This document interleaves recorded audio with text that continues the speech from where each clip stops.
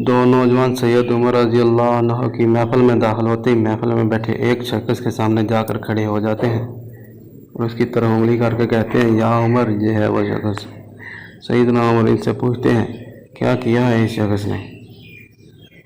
या अमीरुल मोमिनीन, इस शख्स ने हमारे बाप को कत्ल किया है। क्या कह रहे हो? इसने तुम्हारे बाप को कत्ल किया है।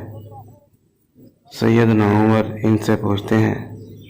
सैयदना उमर फिर इस शख्स से मुखातब होकर पूछते हैं, क्या तूने इनके बाप को कत्ल किया है? वो शख्स कहता है, हाँ अमीरुल मोमिनीन, मुझसे कत्ल हो गया है इनका बाप। किस तरह कत्ल किया है? सैयदना उमर रज़ी अल्लाह तआला अन्हु पूछते हैं, या उमर, इनका बाप अपने ऊँट समेत मेरे खेत में दाखिल हो गया था। मैंने मना किया, बाज नहीं आया तो मैंने एक पत्थर दे मारा जो सीधा इसके सर में लगा और वो मौका पर मर गया। फिर तो कसास देना पड़ेगा, मौत है इसकी सज़ा। सैयदना उमर कहते हैं, ना फैसला लिखने की ज़रूरत, और फैसला भी ऐसा कि अटल कि जिस पर किसी बहस व मुबासे की भी गुंजाइश नहीं। ना ही इस शख्स से इसके कुनबे के बारे में कोई सवाल किया गया है, ना ही जब पूछा गया है कि तल्लक किस शरीफ ख़ानदान से है। ना ही जब पूछने की ज़रूरत महसूस की गई है कि तल्लक किसी मुअज़्ज़ज़ कबीले से तो नहीं, माशरे में क्या रुतबा या मकाम है। इन सब बातों से भला सैयदना उमर को मतलब ही क्या है?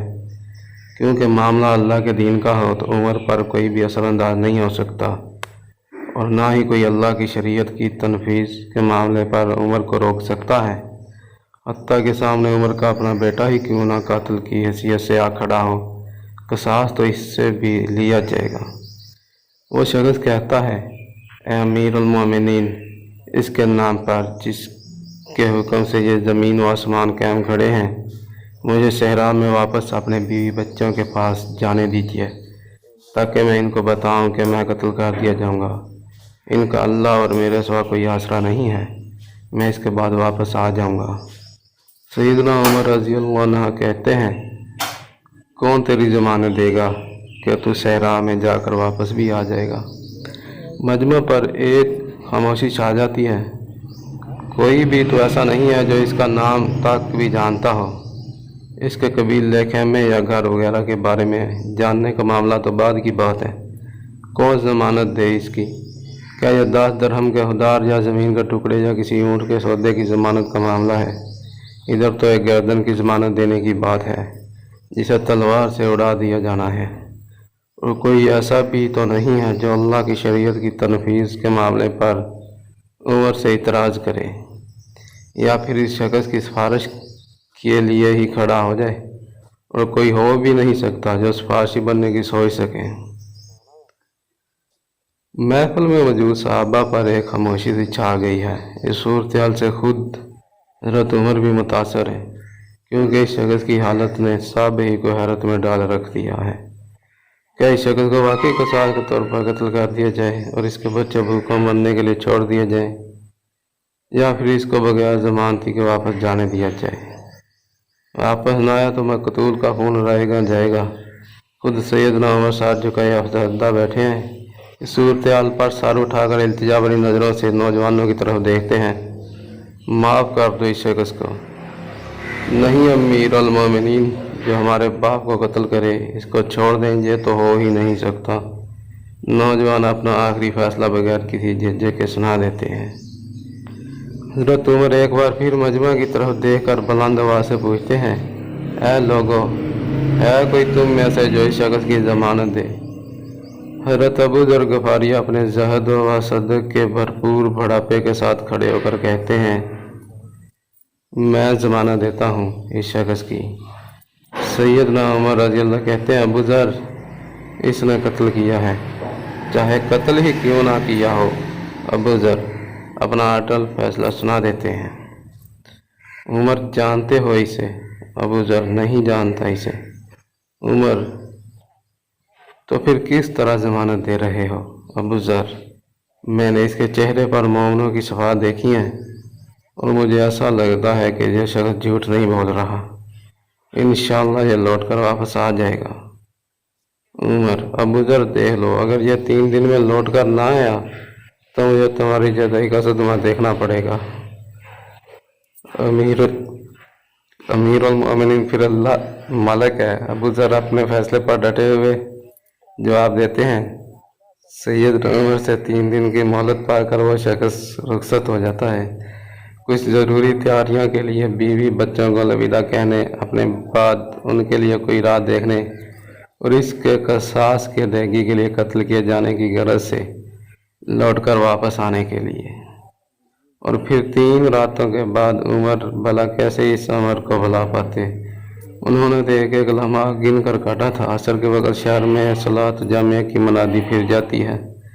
نوجوان اپنے باپ کا قصاص لینے کے لیے بے چین اور لوگوں کا مجمع لگ شریعت کی تنفیذ دیکھنے کے لیے جمع ہو چکا ہے۔ حضرت ابو ذر بھی تشریف لاتے ہیں اور آ کر حضرت عمر کے سامنے بیٹھ جاتے ہیں۔ کدھر ہے وہ آدمی؟ سیدنا عمر سوال کرتے ہیں۔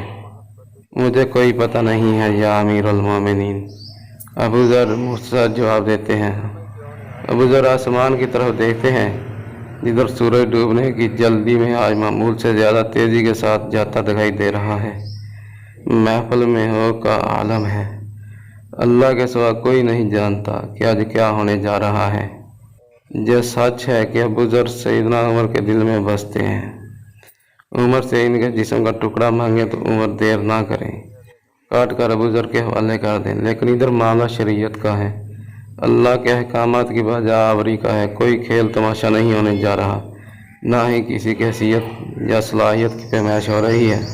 حالات و واقعات کے مطابق نہیں اور نہ ہی زمان و مکان کو بیچ میں لایا جا رہا ہے۔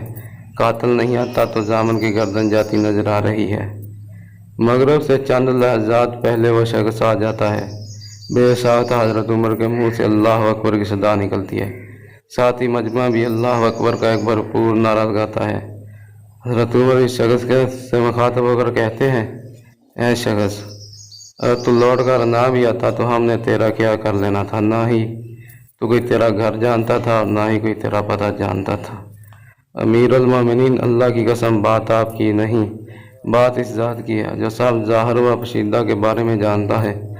دیکھ لیجئے میں آ گیا ہوں۔ میں اپنے بچوں کو پرندوں کے چوزوں کی طرح صحرا میں تنہا چھوڑ کر، جدھر نہ درخت کا سایہ ہے اور نہ ہے پانی کا نام و نشان، میں قتل کر دیے جانے کے لیے حاضر ہوں۔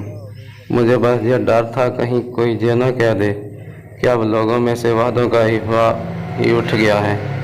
سیدنا عمر نے ابو ذر کی طرف رخ کر کے پوچھا، ابو ذر، تو نے کس بنا پر اس کی ضمانت دے دی تھی؟ ابو ذر نے کہا، اے عمر، مجھے اس بات کا ڈر تھا کہیں کوئی یہ نہ کہہ دے کہ اب لوگوں سے خیر ہی اٹھا لی گئی ہے۔ سیدنا عمر رضی اللہ عنہ نے ایک لمحے کے لیے توقف کیا اور پھر ان دونوں نوجوانوں سے پوچھا کہ کیا کہتے ہو آپ؟ نوجوانوں نے روتے ہوئے جواب دیا، اے امیر المومنین، ہم اس شخص کی صداقت کی وجہ سے اسے معاف کرتے ہیں۔